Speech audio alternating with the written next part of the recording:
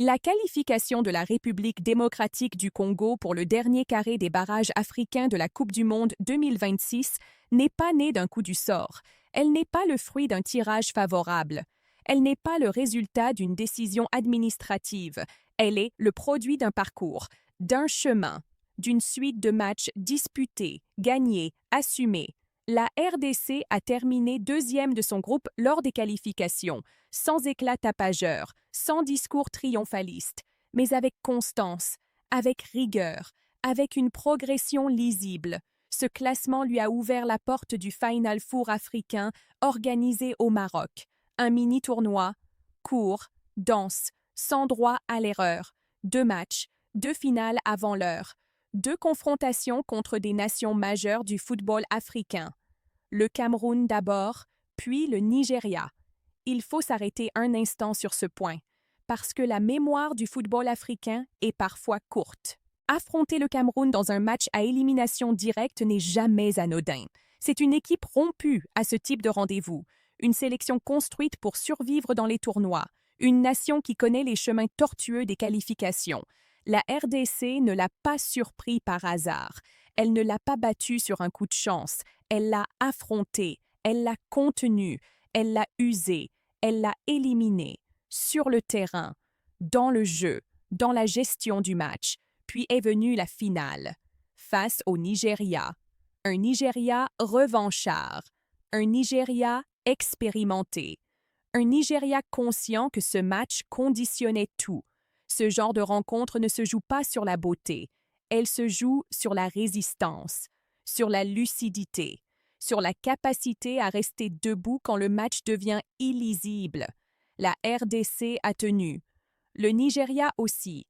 Et comme souvent dans ces scénarios africains, le sort s'est joué au tir au but. Moment de vérité absolue. Moment où il n'y a plus de schéma tactique, plus d'arbitres à incriminer, plus de calcul possible. Un joueur, un ballon, un gardien, un tir. La RDC a gagné. Le Nigeria a perdu. À cet instant précis, la qualification était acquise. Validée sportivement, sans réserve, sans contestation immédiate, sans incident signalé, aucun envahissement de terrain, aucune réclamation déposée sur le moment, aucune anomalie relevée par les officiels. Le tournoi s'est terminé, les résultats ont été actés, la RDC s'est projetée vers la suite. C'est après cela que l'affaire commence, et c'est là que le terrain, soudain, ne suffit plus à certains. Quelques jours plus tard, la Fédération nigériane de football annonce avoir saisi la FIFA.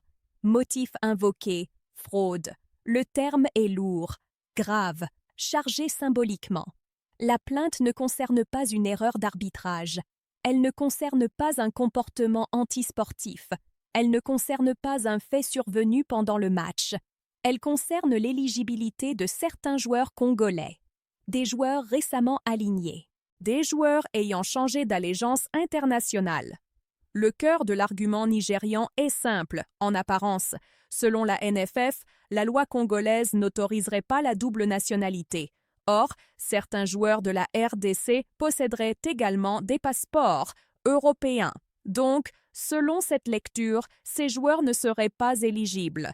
Et puisque ces joueurs ont été autorisés à jouer, la FIFA aurait été trompée. Le secrétaire général de la Fédération nigériane va plus loin. Il parle explicitement de fraude. Il affirme que les règlements ont été violés. Il soutient que des documents ont été transmis à la FIFA pour appuyer cette thèse. À ce stade, il est essentiel de ralentir, de respirer, d'analyser. Parce que le mot fraude dans le football international n'est pas anodin.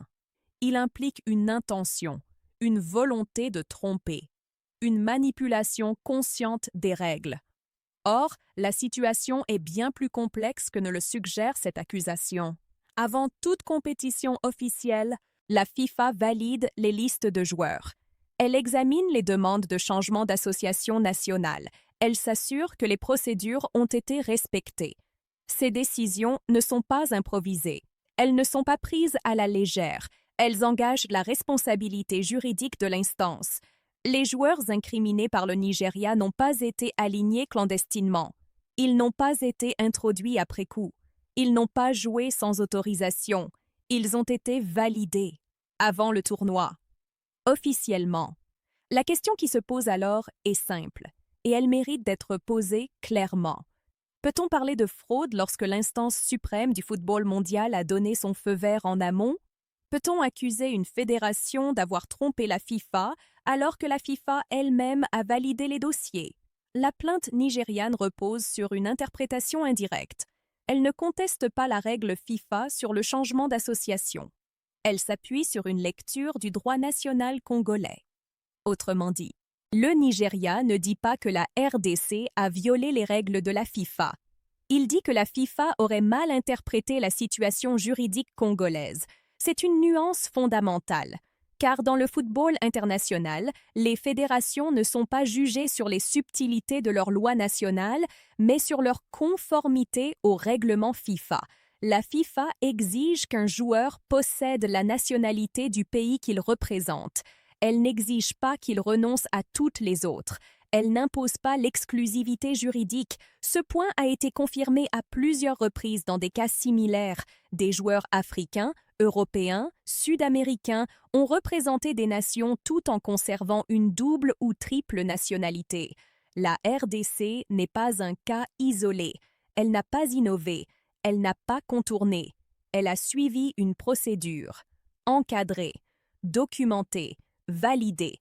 C'est ce qui rend l'accusation de fraude particulièrement sensible et particulièrement politique, car elle intervient après une défaite, après une élimination, après l'épuisement des recours sportifs. Le terrain a parlé. Et maintenant, on cherche ailleurs. Il ne s'agit pas ici de nier le droit du Nigeria à déposer une plainte. Chaque fédération en a le droit. C'est prévu par les statuts. Mais dans le football africain, le moment où une plainte est déposée en dit souvent autant que son contenu. Pourquoi maintenant? Pourquoi après 2 matchs perdus? Pourquoi après une séance de tir au but? Pourquoi ne pas avoir soulevé la question avant le tournoi? Pourquoi ne pas avoir contesté l'éligibilité des joueurs avant de les affronter? Ces questions ne sont pas accusatrices. Elles sont logiques et elles alimentent une lecture différente du dossier. Une lecture où la plainte devient non pas un outil de justice sportive, mais un levier de rattrapage. Une tentative de rejouer le match dans les bureaux après l'avoir perdu sur le terrain. C'est précisément ce que la Fédération congolaise dénonce, dans des termes durs, mais assumés. Elle parle de tentative de gagner par des moyens détournés. Elle invoque la dignité du jeu. Elle rappelle que la Coupe du Monde se mérite sur le terrain. Cette réponse n'est pas anodine. Elle traduit un ras-le-bol, celui d'une sélection longtemps marginalisée, désormais compétitive et soudain exposée à des manœuvres extrasportives, car il y a un élément que cette affaire révèle en filigrane. La RDC dérange. Elle dérange parce qu'elle progresse. Elle dérange parce qu'elle bat des géants. Elle dérange parce qu'elle n'entre plus dans le rôle du figurant. Et dans le football africain, lorsqu'un équilibre implicite est bousculé, les réactions ne sont jamais uniquement sportives. Quand une équipe gagne contre 2 poids lourds, le terrain devient soudain insuffisant pour certains. C'est cette phrase qui résume l'affaire. Le terrain a parlé. Clair, net, sans ambiguïté. Le reste appartient désormais au bureau, aux avocats, aux procédures. Mais une chose est certaine. La qualification de la RDC n'a pas été volée, elle a été gagnée. Lorsqu'une affaire de ce type éclate, il est essentiel de quitter le terrain de l'émotion, de quitter les réactions à chaud et de revenir à ce que le football international a de plus froid. Les textes, les règles, les précédents. Car ce dossier ne se joue pas sur des impressions, il se joue sur des règlements précis et surtout sur leur interprétation. La FIFA encadre très strictement la question de l'éligibilité des joueurs. Contrairement à une idée répandue, ce cadre n'est ni flou ni improvisé. Il existe des articles clairs, des procédures établies, des commissions spécialisées, premier point fondamental. Un joueur peut changer d'association nationale une seule fois dans sa carrière. Ce principe est intangible. Il vise à éviter les allers-retours opportunistes. Il protège la crédibilité des sélections nationales. Deuxième point. Ce changement ne se fait jamais automatiquement. Il nécessite une demande écrite, motivée, documentée. Cette demande est examinée par la Commission du statut des joueurs de la FIFA, une instance indépendante, juridiquement compétente, habituée à ce type de dossier. Troisième point, et c'est le plus important dans cette affaire, la FIFA exige que le joueur possède la nationalité du pays qu'il souhaite représenter. Point. Elle n'exige pas l'exclusivité de cette nationalité. Elle n'exige pas l'abandon des autres passeports. Elle ne conditionne pas l'éligibilité à une renonciation juridique globale. C'est là que se situe le cœur du malentendu, ou du débat, selon le point de vue. La FIFA raisonne en droit sportif international, pas en droit constitutionnel national. Un joueur peut être juridiquement dans une situation complexe vis-à-vis de son pays d'origine, mais tant qu'il possède la nationalité reconnue par la fédération concernée et que la procédure FIFA est respectée, il est éligible. Ce principe a été appliqué des dizaines de fois, sur tous les continents, sans exception notable. C'est pourquoi l'argument avancé par la fédération nigériane pose problème. Il ne dit pas « ces joueurs n'avaient pas l'autorisation de la FIFA ». Il dit « la FIFA aurait mal interprété la loi congolaise ». Autrement dit, le Nigeria ne conteste pas un manquement de la RDC aux règles FIFA. Il conteste une décision de la FIFA elle-même. C'est une différence majeure, presque philosophique. Dans ce cas de figure, la charge de la preuve devient extrêmement lourde. Il ne suffit pas de dire qu'une loi nationale est ambiguë. Il faut démontrer une fausse déclaration, une dissimulation volontaire, une intention de tromper. Or, à ce stade, aucune preuve de ce type n'a été rendue publique. Les joueurs incriminés ont déposé leur dossier. La Fédération congolaise a transmis les documents requis. La FIFA a validé. Le match a été joué, puis rejoué, puis validé.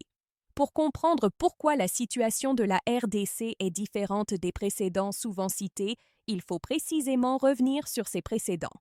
Prenons le cas de la Guinée équatoriale, le cas Emilio Nsue.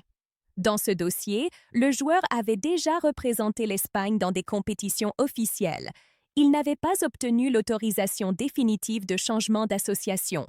Et surtout, il avait été aligné alors que la situation administrative n'était pas régularisée.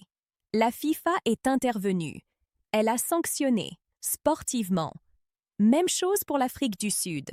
Un joueur suspendu. Aligné malgré tout. Là encore, la violation était claire, documentée, indiscutable. Dans ces deux cas, il y avait un élément commun. Les joueurs avaient disputé des matchs sans être éligibles au regard des règles FIFA. Ce n'est pas le cas ici. Dans le dossier de la RDC, aucun joueur n'était suspendu. Aucun joueur n'était sous le coup d'une interdiction. Aucun joueur n'a été aligné sans autorisation préalable. La différence est fondamentale, et elle change tout. C'est précisément pour cette raison que la plupart des observateurs juridiques restent prudents. Ils savent que les sanctions sportives sont extrêmement rares lorsque la procédure FIFA a été respectée en amont. La lecture qu'analyse est donc claire. Le Nigeria ne conteste pas une tricherie sur le terrain. Il ne conteste pas un joueur suspendu. Il ne conteste pas une fausse identité. Il conteste une lecture juridique indirecte, une interprétation, un angle administratif, et c'est là que l'affaire quitte le terrain du sport pour entrer dans celui de la stratégie. Reste alors une question centrale. Pourquoi maintenant? Pourquoi cette plainte intervient-elle après la compétition? Après la défaite? Après l'élimination? Pourquoi ne pas avoir saisi la FIFA avant le tournoi? Pourquoi ne pas avoir demandé des clarifications avant d'affronter la RDC? Ces questions ne sont pas anodines. Elles dessinent un contexte. Le Nigeria traverse une période difficile, sportivement, structurellement, mentalement. La qualification pour la Coupe du Monde est devenue un enjeu vital, symbolique, Politique. Économique. Dans ce contexte, perdre une finale de barrage est un choc, un coup dur, une fracture. Et lorsque le terrain ne permet plus de réparer, certains se tournent vers d'autres leviers. C'est là qu'apparaît la dimension politique de cette affaire. La RDC, depuis plusieurs années, progresse, sans bruit, sans excès médiatique. Elle reconstruit, elle stabilise, elle apprend à gagner des matchs fermés. Elle n'est plus la sélection talentueuse mais fragile. Elle est devenue solide, pragmatique, mentalement armée. Et cela dérange. Dans le football africain, les hiérarchies ne sont jamais uniquement sportives. Elles sont aussi historiques, symboliques, géopolitiques. Voir la RDC éliminer successivement le Cameroun et le Nigeria n'est pas neutre. Ce n'est pas seulement une performance sportive, c'est un message qui dit « Nous sommes de retour, nous sommes prêts, nous ne sommes plus des figurants ». La réaction de la Fédération congolaise de football est révélatrice. Elle ne se contente pas de nier la plainte. Elle en dénonce l'esprit. Elle parle de tentatives de gagner par des moyens détournés. Elle invoque la dignité du jeu. Elle refuse clairement la logique d'avocat. Ce discours n'est pas innocent. Il s'adresse autant à la FIFA qu'au public africain. Il dit, en substance, « Nous avons gagné sur le terrain. Si vous voulez nous battre, faites-le sur le terrain. » C'est une ligne de défense morale autant que juridique. À ce stade, plusieurs scénarios sont possibles. Le premier est le plus probable. Un rejet pur et simple de la plainte. La FIFA, considérant que les preuves apportées sont insuffisantes ou que la procédure a été respectée. Le deuxième scénario est une sanction administrative. Amende, avertissement, rappel à l'ordre. Ce type de décision permet souvent à l'instance de montrer qu'elle a examiné le dossier sans bouleverser l'équilibre sportif. Le troisième scénario, le plus spectaculaire, mais aussi le plus improbable, serait une sanction sportive. Un forfait, une disqualification, un retournement de résultat. Historiquement, ce type de sanction n'intervient que dans des cas très clairs. Suspension ignorée, falsification avérée, mensonge documenté. À ce jour, rien de tel n'a été démontré dans le dossier congolais. C'est pourquoi, en l'état, la lecture la plus lucide reste la suivante. Ce dossier dit moins sur la RDC que sur la difficulté de certains géants africains à accepter une défaite. Il dit moins sur une fraude hypothétique que sur une volonté de maintenir des hiérarchies établies. À défaut de refaire le match sur le terrain, certains tentent de le rejouer dans les bureaux.